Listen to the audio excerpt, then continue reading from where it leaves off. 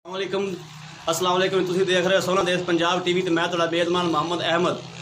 तो सब तो पहले मेरे चैनल को करो सबसक्राइब, बैल का बटन करो ऑन ताकि मेरी आने वाली वीडियो का नोटिफिकेशन मेरे वीरों के भरावां तक आसानी तरीके नाल पहुँच सके। मैं तो वीरों के भरावां वास्ते क्रॉस गां लैके हाज़र होया। बहुत प्यारी गां है, बहुत अच्छी गां है।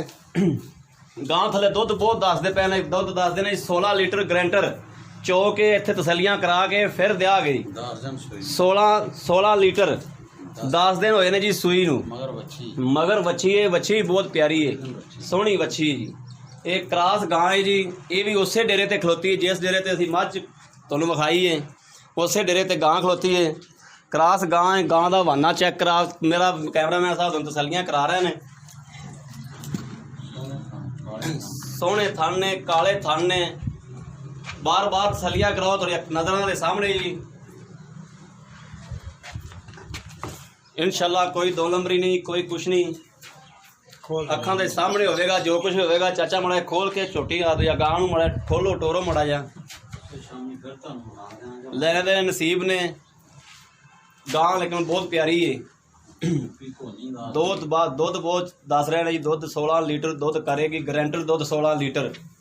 कोनी गां है। बच्चे नूं छड्ड दे, बच्चे नूं छड्ड के 16 लीटर। चाचा कहंदा इत्थे गड़वियां मराणियां। ये 12 बजे वीडियो बना रहे हैं। सुबह 8 बजे दी चोईयां हुई वा। मझ भी 8 बजे की चोई तो गां भी 8 बजे की चोई। 12 बजे तो 12 बजे ने ते गां सोहनी। इनू कहते हैं सोहनी ते सनक्खी।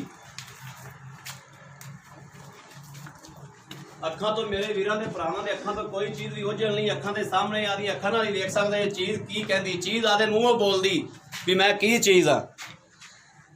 काले थन लगे आ, मुठ मुठ थाना। 16 लीटर दुध कर दी गां।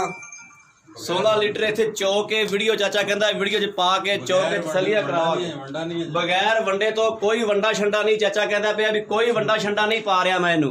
बगैर वंडे तो 16 लीटर दुध करावागा। इत्थे गड़वियां मार के दियागा, तसलियां करा के। जे मेरे वीर मेरे किसी वीर के भरा मेरी वीडियो व्हाट्सअप मेरी वीडियो पसंद आती तो मेरा व्हाट्सअप नंबर है 0307 00 15 881 है। मेरा राबता नंबर है, मेरा व्हाट्सअप नंबर है। जिन्होंने मेरे वीर पसंद आती तो मेरे इस नंबर पर राबता कर सकता है। अल्लाह हाफिज़। अल्लाह निगहबान।